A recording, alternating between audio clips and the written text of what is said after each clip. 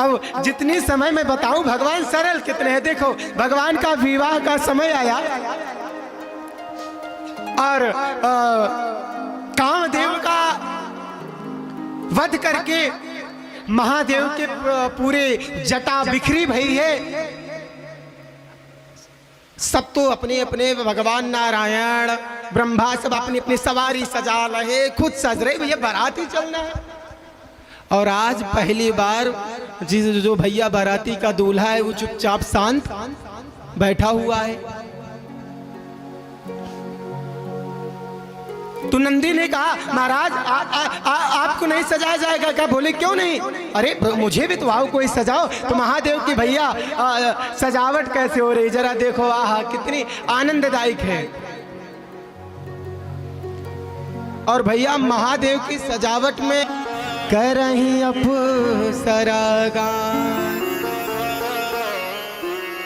महादेव ने कहा भैया मैं तो फक्कड़ महात्मा, मुझे तो पता नहीं कैसे सजा जाता। तो नंदी ने कहा हाँ सबसे पहले मुकुट मुकुट मुकुट। अब मुकुट की व्यवस्था कहाँ से करें, नंदी को क्या मालूम। शंकर जी ने कहा हाँ भाई एक चीज छूटना नहीं चाहिए, क्योंकि मैं तो बाराती आदमी, उसमें का दूल्हा राजा आदमी, सजाओ सुंदर सा। तो नंदी ने क्या महाराज सबसे बढ़िया पूरी जटा पकड़ी शिव जी की और यो लपेटो लपेट लपेट करके सुंदर मुकुट बना दिया। बोला होएगा महाराज मुकुट आपका। भगवान ने कहा वाह। अच्छा अब दूसरी सामग्री? बोले दूसरी सामग्री कानों में कुंडल। अब कुंडल कहाँ के पाए? कि महाराज चिंता की बात नहीं है, मैं देखता हूं ना।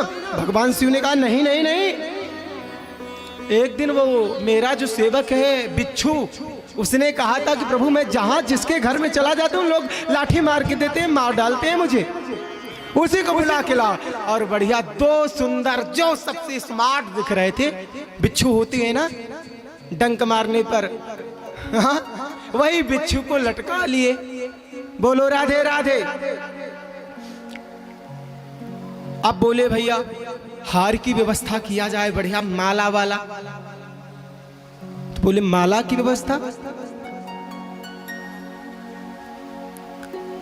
तो भैया शिव जी ने कहा अच्छा चले जाओ रमणक द्वीप, वहां मेरे अनंत भक्त पड़े, आप जिनको कह दो कि कोई मना नहीं करने वाला। जैसे नागों ने सुना कि प्रभु बुला रहे हैं, भैया कम से कम हजारों सैकड़ों नागा नाच कर रहे हैं, नृत्य कर रहे हैं। क्यों? कि किसी की नजर मेरे ऊपर पड़ जाए और भगवान मुझे ही बुला ले जाए। तो उसमें से 5 नाग बड़े सुंदर सुंदर चुने गए, जो वीआईपी एकदम सिस्टम से दिख रहे थे। तेज तर्रार ला करके लटका दिया गया। अब क्रीम पाउडर की बात आई। हाँ हाँ भाई बाबा भी लगाते हैं, हाँ कि बस हम सब क्रीम पाउडर, बाबा भी हमारे सुंदर सजते हैं। तो एक नंदीगण भागता भागता मसान घाट पहुंचा और जितने मुर्दे जले भई थे भैया सब के राख पकड़ी और बाबा के ऊपर हर हर हर हर महादेव करके छोड़, हो गया बाबा का श्रृंगार। नंदी ने कहा कि बाबा सब कुछ तो ठीक, का ये नंगे दुड़ंगा चलेंगे क्या? बोले क्या करूं मैं, कहां पकड़ूं? तो बाबा जो जहां पर बैठे थे वही थाल उठाई और लपेट लिया। अब भैया और अब बारात जब निकलने की बारी आई तो उधर सारी महिलाएं इंतजार कर रही कि भैया बाराती आ रहे होंगे। जरा सबसे ज्यादा माताओं को दूल्हे देखने का इंतजार रहता है कि कैसे है।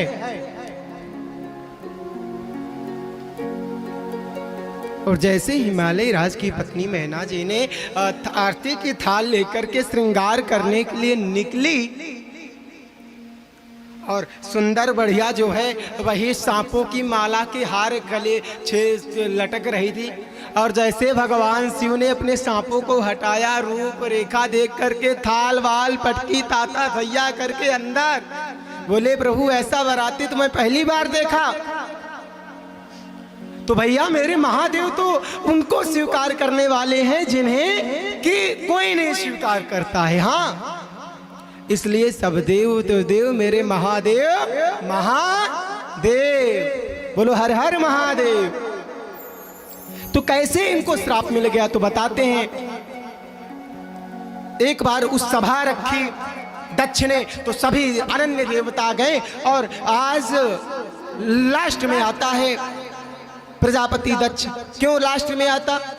क्योंकि भैया बड़े अधिकार दक्ष जब पावा, अति अभिमान हृदय तब पावा। भाई इसे कोई नहीं रोक सकता। अगर आपको भैया अधिकार मिला है, कोई बड़ा पद मिला, तो अभिमान आ जाएगा। और जैसे ही अभिमान आ गया तो उसने कहा पहले सब आ जाए सभा में, तब मैं जाऊं। अब सब तो आ गए, और भैया जैसे प्रजापति दक्ष प्रवेश किया, सब तो उठे, किंतु महादेव, ब्रह्मा, विष्णु, महेश, ये तीनों उठे ही नहीं। दक्ष को आया बड़ा क्रोध, बोला चलो ये तो पिताजी हमारे बैठे हैं, भाई ब्रह्मा जी पिताजी, कोई बात नहीं, जाने दो इन्हें। ये नारायण ये तो मेरे दादा हो गए, चलो, लेकिन ये शिव ये तो दामाद है, ये तो पुत्र के समान है। और लगा जो भरा बुरा कहने, अयम तो लोकपाला नाम यशो निरपात्र बहा। अरे किसी सभ्य सभा में असभ्य व्यक्ति आ जाए तो पूरी सभा सभ्य हो जाती है। और भगवान शिव मुस्कुरा रहे प्यारी ये बात सुन करके। हाँ, अब कोई आपको चिल्लाए डांटे, थोड़ा आप हंस दो, फिर देखो कैसी मिर्ची लगती है। बोलो राधे राधे। तो भगवान शिव कुछ बोले ना, बस मुस्कुराए जाएं। और दक्ष चिढ़ता भैया, श्राप पे श्राप अब तो देने लगा। बोले अरे सुनो सुनो महर्षियों, मेरी बात ध्यान पूर्वक सुनो।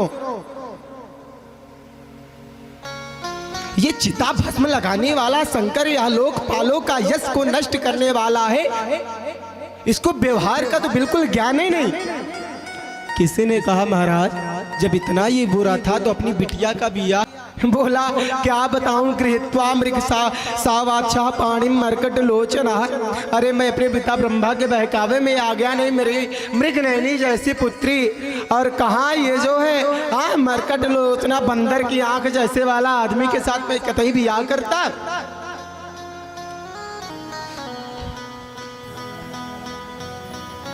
दक्ष ने श्राप दे दिया,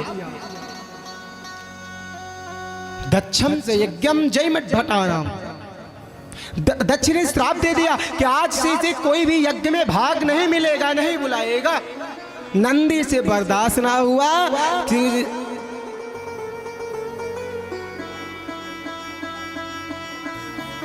नंदी भी कह पड़ा अरे दक्ष उतनी देर से देख रहा हूं तो बक बक की तरह, बकरे की तरह भय भय कर रहा है।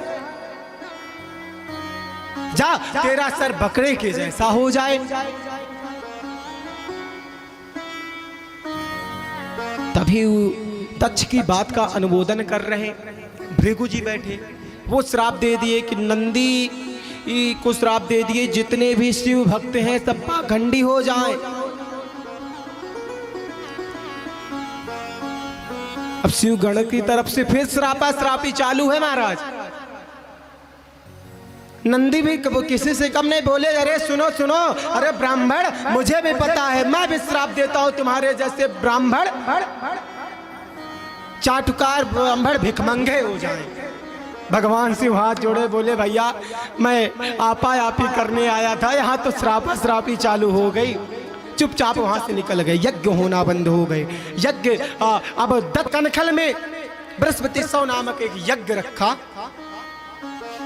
और सबको निमंत्रण पहुंचाया, किंतु अपने दामाद और अपनी पुत्री को नहीं बुलाया। अब देखिए आज ब्रह्मा विष्णु महेश नहीं गए, ब्रह्मा और विष्णु भी नहीं गए क्योंकि शिव को भाग नहीं दिया, और जहां शिव का स्थान नहीं वहां विष्णु तो बिल्कुल नहीं जाते। सारे देवता दौड़ पड़े निमंत्रण पाकर, और एक निमंत्रण में एक विजिटिंग कार्ड भेजा और उसमें लिखा था सुनो देवी देवताओं, सबको आना है तो कैलाश पर्वत के ऊपर के मार्ग से। हाँ भाई साहब, कहां से? कैलाश पर्वत के मार्ग से। और सब सारे देवता जाने लगे। तो जब सती जी शिव जी ध्यान न दे रहे कि ऊपर से कौन जा रहा, तो देवता कहते अपनी देवियों से, ए देवी गाना वाना आता है? बोले हाँ। बोले गाओ फिर गाओ। बोले क्यों, यहाँ क्यों? अरे गाओ तो बताएं, वहां मत गाना, यहाँ गा लो। अरे पता तो चली सती को कि मुझे न्योता मिला है। एक बार नजर पड़ गई, एक देवी ने कहा सती तुम नहीं गई क्या? बोले कहाँ? बोली अपनी मायके, आज तुम्हारे यहाँ तो इतना विशाल यज्ञ निमंत्रण नहीं आया क्या? सती ने बात बनाई, अरे अरे मैं तो विसर गई थी, चलो चलो चलो मैं आती हूँ। आहा, आती हैं भगवान शिव के पास और निवेदन करती हैं कि हे प्रभु शिव जी से, ससुरस्य राजन संप्रतम, आपके आज कह के आ रही शब्दों पर गौर करिए। आपके ससुर जी ने एक विशाल यज्ञ का आयोजन किया।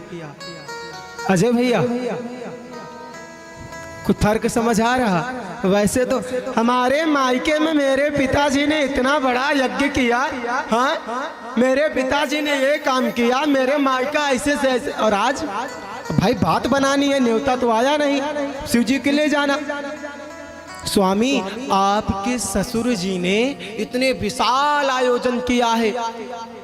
शिव जी ने कहा अच्छा देवी तो चले ना, वहां निमंत्रण आया है।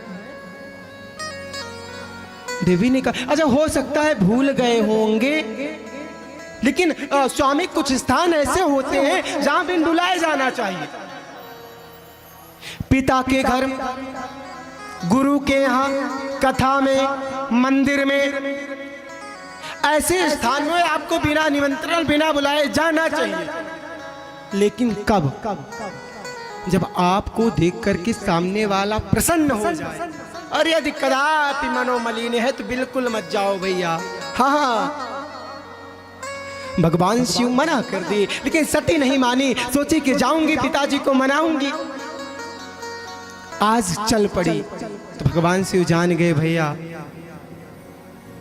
अब राम जी की जैसी इच्छा, सती के पीछे पीछे नंदी गणों को लगा दिया। सती जैसे प्रवेश हुई, कोई आज सती से मिला तक नहीं। भगिनी ही मिली ही बहुत मुस्काता, बहनें भी मिलती तो व्यंग्यात्मक हंसी करती। अच्छा आ गई क्या बहन बिना निमंत्रण? अच्छा हाँ ठीक है, क्या करना है, यहीं पली पड़ी। लेकिन एक माँ प्रसूति में ऐसी है जो मिलकर गले लगाई, हाँ हाँ बेटी तू ठीक की आ गई। माँ पिताजी कहाँ हैं?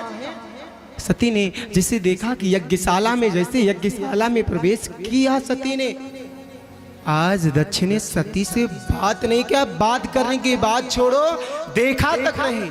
ये देख करके सती के आंखों से आंसू बह पड़ा कि पिताजी आज मुझसे इतना द्वेष, पिताजी ने आज इतना द्वेष कर रहे हैं हमसे। ये भी बात सह गई, लेकिन जैसे सती ने देखा कि छोटे छोटे देवता को भाग मिला, पंचलोकपाल, 10 दिक्पाल, नवग्रह तक जैसे देवताओं को भाग मिला, लेकिन मेरे पति मेरे शिव जी को कोई स्थान नहीं, कोई भाग नहीं। ये अपमान सह न पाई सती और तुरंत वहीं पर खड़ी हुई और सभी को संबोधित करते हुए बोल पड़ी कि एक एक यहाँ बैठे समुपस्थित देवता देवी गण गंधर्व कान खोल करके सुन लो, जिन जिन ने मेरे पति का अपमान किया है सबको दंड मिलेगा, कोई नहीं बचने वाला है। हाँ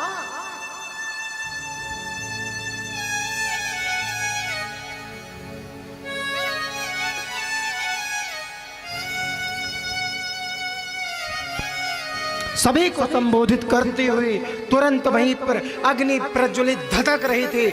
माता सती ने अपने शरीर को उसने अग्नि कुंड में प्रवाहित कर दिया है।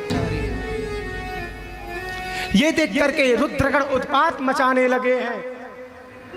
और भैया यज्ञ के देवताओं ने रक्षक रुद्रगणों को मार भगाए। ये बात नारद जी ले जाकर के शिव जी को बताए। रुद्रगण लोग के भागते पहुंचते कि प्रभु प्रभु माँ ने अपने शरीर को देहांत कर दिया, अपने शरीर को जला दिया। और क्यों जलाया? जैसे शिव जी ने सुना मेरा अपमान न सह पाई, विकराल क्रोध धारण करके भगवान शिव ने अपने जटा से एक बाल निकाल करके एक विशाल का शिलाखंड पर पटके और वीरभद्र महाराज का प्राकट्य हुआ। बोलिए वीरभद्र महाराज की जय। आदेश दे दिया वीरभद्र को, दक्षम सयज्ञम जहिमत भटानाम। जाओ वीरभद्र, एक एक यज्ञ के देवताओं को दंड दे करके किसे मत छोड़ना। यज्ञ वीरभद्र चल पड़े हैं प्यारे। वीरभद्र को आते देख मानो ऐसा लग रहा कि आज प्रलय आ जाएगा। विकराल हवाएं चल रही, आंधी चल उठा, तूफान चल उठा।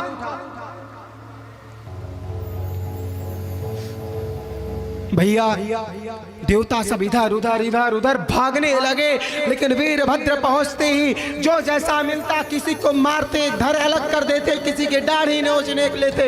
भैया नंदी ने कहा अरे ये अपनी बत्तीसी से देखो, ये बहुत बकबक कर लो, तब मारते बत्ती से बाहर हो जाती, किसी की आंखें फोड़ देते। दक्ष को पकड़ा, धर से अलग करके उस यज्ञ कुंड